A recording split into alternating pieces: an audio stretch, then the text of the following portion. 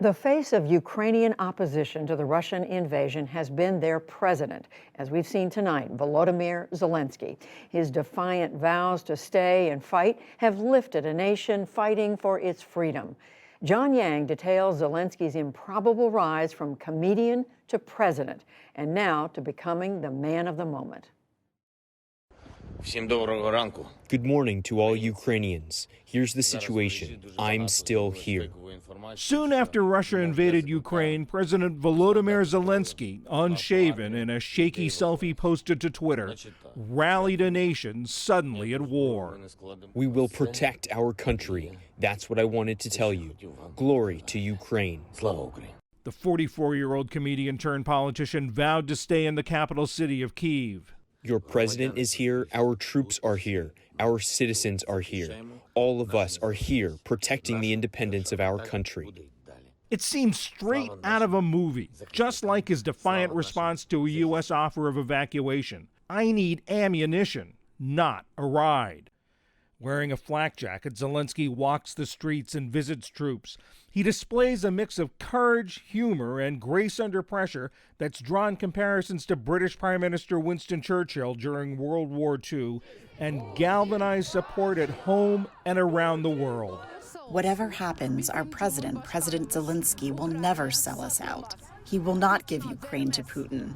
Melinda Herring, deputy director of the Eurasia Center at the Atlantic Council. He has inspired his country. He's inspired the world with his stiff upper lip and his physical courage. He's not hiding in a bunker. He's walking around making videos and telling people to remain firm. It's some few would have predicted just weeks ago amid Zelensky's lackluster approval ratings in Ukraine.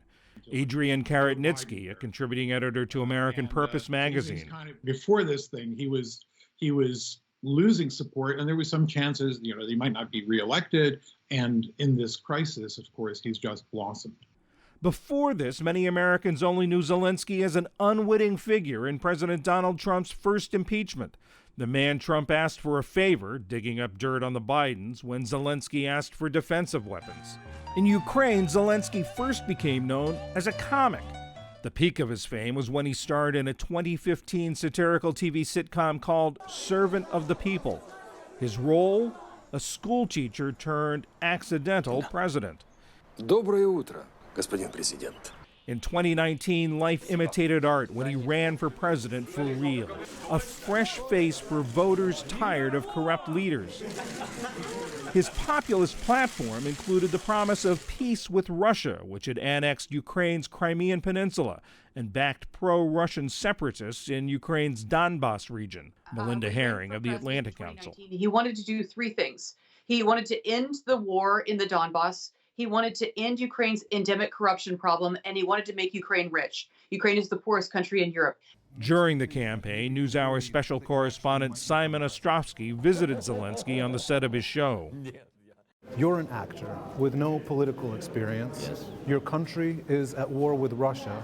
Yes. Vladimir Putin, 20 years at the helm. How are you going to deal with Vladimir Putin? First of all, we will do everything to make sure that Vladimir Putin never ends up at the helm of our country. The main problem in our relationship with Russia is the war. No one has a real answer how to stop Putin. All we can do is continue talks to achieve a ceasefire.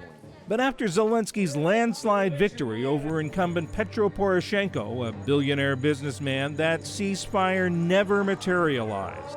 As a native Russian speaker leading a state historically divided between the Ukrainian-speaking West and the Russian-speaking East, Zelensky's critics were skeptical of his peace efforts, suspecting he was a Putin puppet. In recent years, he pushed for closer ties with the West and promoted Ukraine's aspirations to join NATO and the European Union. As the White House sounded alarms about a Russian invasion, Zelensky initially played down the threat. Ukrainian opinion leaders worried that he was out of his depth. But once the fighting began, he rallied his nation, not despite his unusual background, some say, but precisely because of it. Analyst Adrian Karatnitsky. When he was a performer, he understood and he could feel the audience and its reaction and what works. And I think he has very good antennae for feeling the public mood. And in this case, those antennae are actually helping him channel the spirit of resistance and the spirit of the Ukrainian people. It's a really remarkable thing. Zelensky's life work had been to make his fellow Ukrainians laugh. Now he's embraced an unlikely new role, the wartime leader of a defiant nation. For the PBS NewsHour, I'm John Yang.